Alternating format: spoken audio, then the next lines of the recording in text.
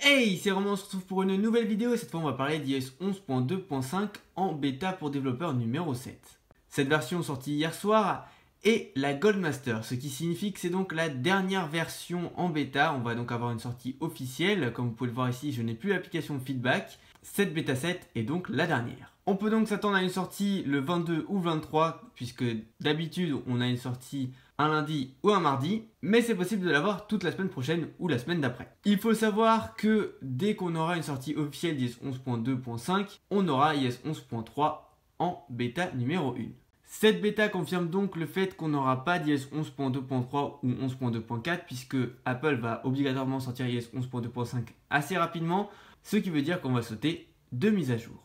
Dès que la version sortira officiellement, je mettrai à jour mon iPhone 10, mon iPhone 5S et l'iPhone 6, il l'est déjà, pour voir s'il y a des nouveautés qui n'auraient pas été montrées dans les bêtas et si au niveau de la fluidité, c'est toujours la même chose et si vous devez l'installer ou non, je vous ferai une vidéo bien évidemment. Quant à iOS 11.3, dès que la première bêta sera disponible, je vous ferai une vidéo pour vous résumer toutes les nouveautés. Vous pouvez d'ailleurs en voir dans ma dernière vidéo sur la dernière bêta d'iOS 11.2.5. Je vous ai parlé de quelques nouveautés qui risquaient d'arriver. Comme à chaque bêta, je vous explique pour la fluidité et pour la batterie, qu'est-ce qu'il en est de cette bêta. Alors, comparé à la bêta numéro 6, c'est beaucoup moins bien. En effet, la batterie se décharge beaucoup plus vite.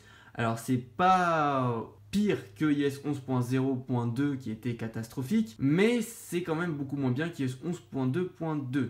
Je vous explique, mon iPhone là, je l'ai pratiquement pas utilisé, il a perdu 5%.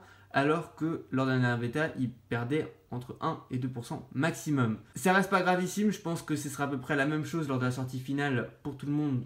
Ce sera à peu près comme si vous n'aviez pas changé d'iOS pour ça.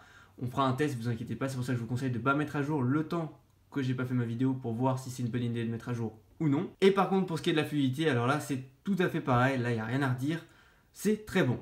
Voilà, c'est la fin de cette vidéo, j'espère qu'elle vous aura plu. Si c'est le cas, n'hésitez pas à lâcher un petit like, à vous abonner à la chaîne pour plus de vidéos sur iOS.